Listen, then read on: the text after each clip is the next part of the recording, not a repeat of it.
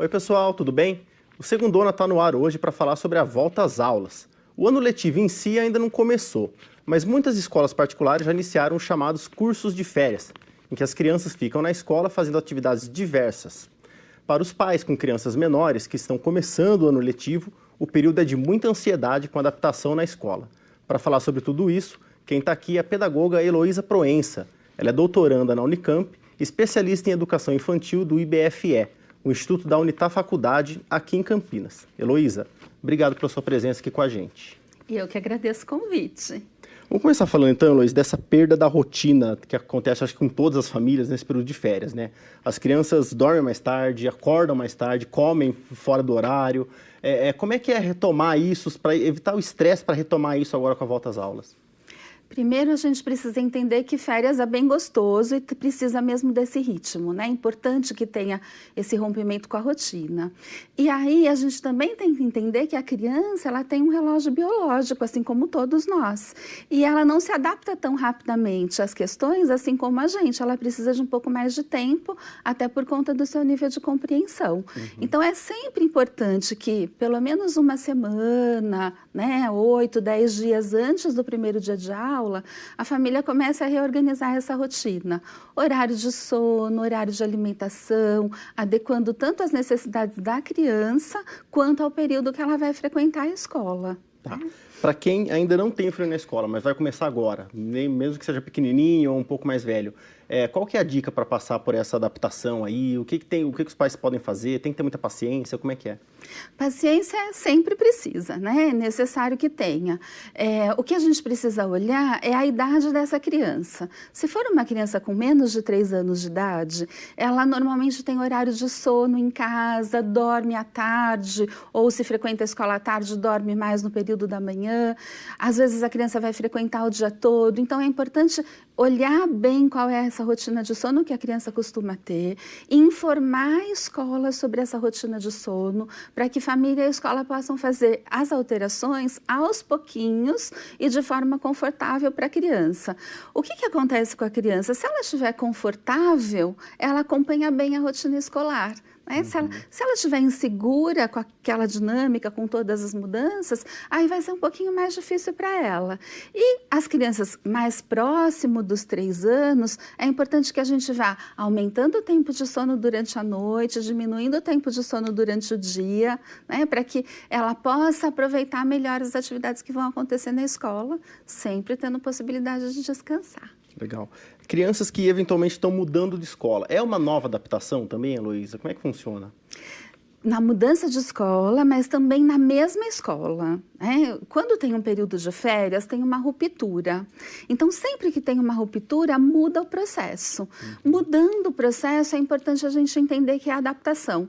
Início de ano escolar é adaptação para todo mundo, para a criança, para a família, para os educadores da escola e mesmo para o adolescente, para o adulto, não importa, né? A escola tem um ciclo que no início do ano a gente sempre tem um processo novo e esse processo novo gera ansiedade, gera instabilidade, então é sempre adaptação. Numa escola nova, a gente precisa tomar outros cuidados, né? Então, conhecer bem a proposta da escola, entender a dinâmica, isso ajuda a família e a criança a se adaptar melhor. As crianças geralmente ficam ansiosas também, mas muitas vezes não conseguem falar que estão ansiosas, elas não sabem dar nome a esse sentimento. Que sinais a gente pode identificar nas crianças para saber se está um pouquinho a mais, se elas estão realmente nessa expectativa muito grande, que tipo de problema pode gerar na criança, Heloísa? As crianças com menos de 9 anos de idade, elas ainda têm uma dinâmica de compreensão de tempo bastante limitada ao próprio desenvolvimento delas. Então, esperar muito gera ansiedade. Se a família fala muito sobre um assunto novo, nós estamos falando da escola, né? Mas poderia ser férias, poderia ser uma viagem, uma festa de aniversário. Se aquele assunto é muito reincidente, isso ajuda a gerar ansiedade. Normalmente, quando a criança está ansiosa e não consegue manifestar, o que acontece? Altera a alimentação, altera sono, ela fica mais enjoadinha, né? Então, a gente precisa prestar atenção nesses sinais e acho que o melhor cuidado da família é não exagerar nos assuntos, né? Ter uma Deixar medida. fluir naturalmente. Isso, falar mais próximo de quando o evento vai acontecer, né? Se a criança é um pouco maior, se ela já tem mais de 5 anos, de 4 anos, mostrar no calendário, olha, a gente vai dormir tantas vezes, aí depois, quando a gente acordar, depois de 10 vezes, vai ser o primeiro dia de aula. Esse tipo de coisa traz a informação e ajuda a acalmar a criança. Tá. Para essas situações que a gente citou, de mudança de escola ou começar uma escola nova, se a criança apresentar uma resistência, chorar muito, não querer ficar de jeito nenhum, os pais devem insistir, qual é o limite que os pais devem respeitar da criança de saber, não, hoje eu vou trazer você de volta para casa então? Até onde que os pais devem ir? Acho que a gente tem que ter um cuidado de dizer assim, um dia, uma semana, porque cada criança tem um perfil diferente. Tem criança que vai muito bem nos primeiros dias e depois de uma semana, 15 dias, ela chora. Tem criança que faz isso no primeiro dia, né? Então, acho que qual é o termômetro? Primeiro, ela precisa conhecer as pessoas do lugar que ela vai frequentar. Se é uma escola nova, que ela nunca frequentou, que ela não conhece ninguém, aquele ambiente para ela é inseguro, né? Então, esse período inicial é necessário. Normalmente, uma semana dá conta disso. Se ultrapassa esse tempo, se fica maior, às vezes a dificuldade não é da criança, é da família. A família está tão ansiosa, né, com o ingresso dessa criança na escola, que não consegue fazer a ruptura. Então, o importante é prestar um pouquinho de atenção. Você, como pai, como mãe, está tranquilo com essa escola? Você tem dúvidas? E se tiver dúvida, conversar com a coordenação, conversar com a direção, trazer, né, esses elementos de dúvida, ficar ali na escola no período de adaptação é importante, né? Tá. As crianças que estão começando o ensino fundamental, tem algumas escolas que cobram até provas já no primeiro ano. É importante já adotar uma rotina de estudos em casa para a criança ir acostumando a fazer tarefa, ou é muito cedo, pode deixar um esquema mais solto? A gente ainda tem um sistema educacional no Brasil que se apoia em muitas práticas mais tradicionais, a lição de casa é uma delas, né? Algumas escolas com perfil de produzir uma lição de casa mais interessante, com pesquisa, e outras ainda com propostas mais mecânicas, né? De aplicar o que aprendeu na escola. Essa prática, ela faz parte da cultura escolar, ela vai existir, então a gente tem que se preparar para ela, né? Eu sempre acho que a melhor forma de se preparar é que a família tenha clareza da proposta da escola e faça a transição com a criança, e mesmo com o jovem e o adolescente. Eu gosto de usar uma prática que é assim, seu filho tem mais de 6 anos, então conversa com ele antes de começar as aulas. Olha, vai iniciar as aulas, você vai ter prática de tarefa, como que a gente vai fazer? Estabelece combinados, qual vai ser o local, qual vai ser o horário, organiza os materiais, prepara o acesso ao que ele for precisar. Tudo isso ajuda, né? Família presente modifica muito a atuação da criança com a escola.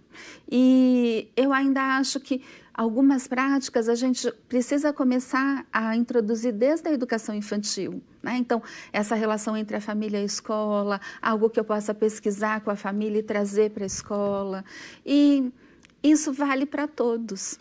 Vale para o adolescente, vale até mesmo para o adulto. Sim. Quantas vezes a gente não quer conversar com os nossos pais, com os nossos companheiros, sobre essa nossa dinâmica de estudo, de trabalho, né? Você citou essa questão da presença da família. Hoje é cada vez mais comum o pai e a mãe trabalhar fora de casa e acaba deixando a criança no período integral, deixa a criança 8 horas da manhã na escola, vai ver a criança 6 horas da tarde, a criança está morta de cansaço, geralmente dorme cedo.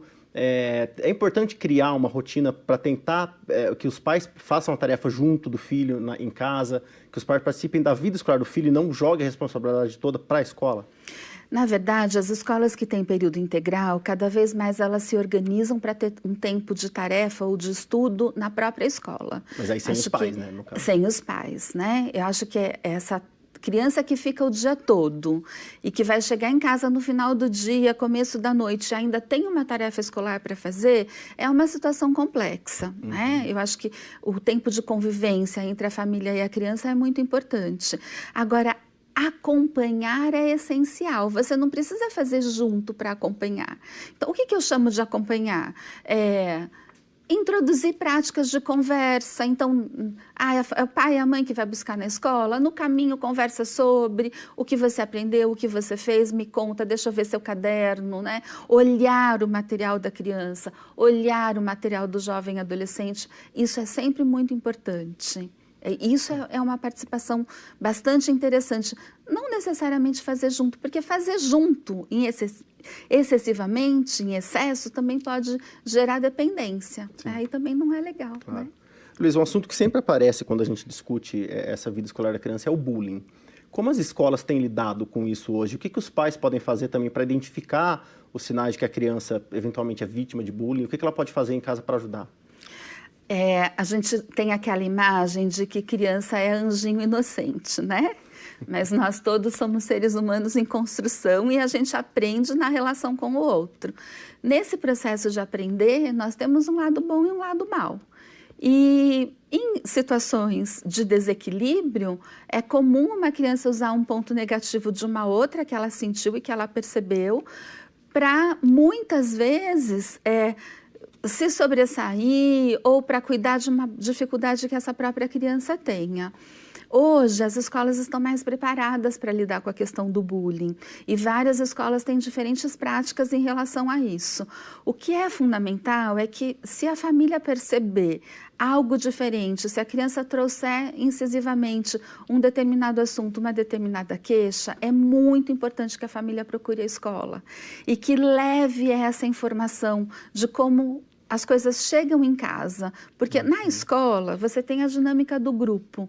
Em grupo nós somos diferentes do que no trato mais individual, né? E às vezes as crianças conseguem manifestar coisas em casa que numa situação de bullying na escola nem sempre elas conseguem.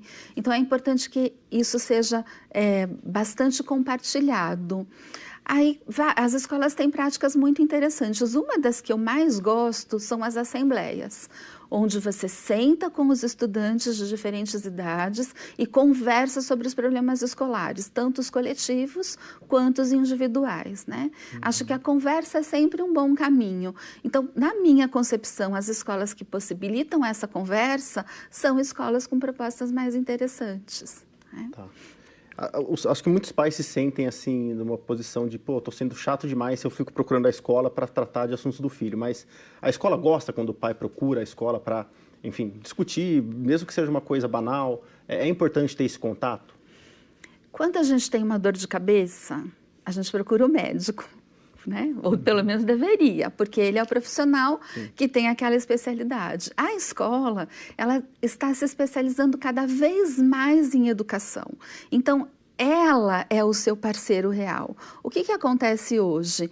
Os grupos de pais, todos têm grupos de WhatsApp. E muitas vezes eles levam esses problemas para esses grupos de WhatsApp. Só que ali, junto com os outros pais, eles não vão ter autonomia para resolver o problema que está acontecendo dentro da escola. Então, é sempre importante esse canal. Eu atuei muitos anos na coordenação pedagógica, um pouco na direção, ainda atuo na gestão.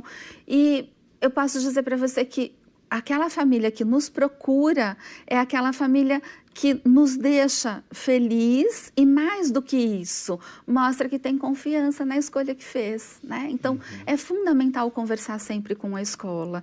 E essa ideia de que pai que procura a escola demais é chato, isso é um mito. É o contrário, porque você só procura porque você gosta do trabalho. Se você não gostasse, você trocaria de escola. Exatamente. Luísa, tá jóia, então. Obrigado novamente pelo bate-papo aqui com a gente. Eu que agradeço. Então é isso, pessoal. A gente encerra aqui essa edição do Segundona, convidando você para ficar ligado na Cidade On e acompanhar mais notícias de Campinas e região. Semana que vem a gente volta. Até lá!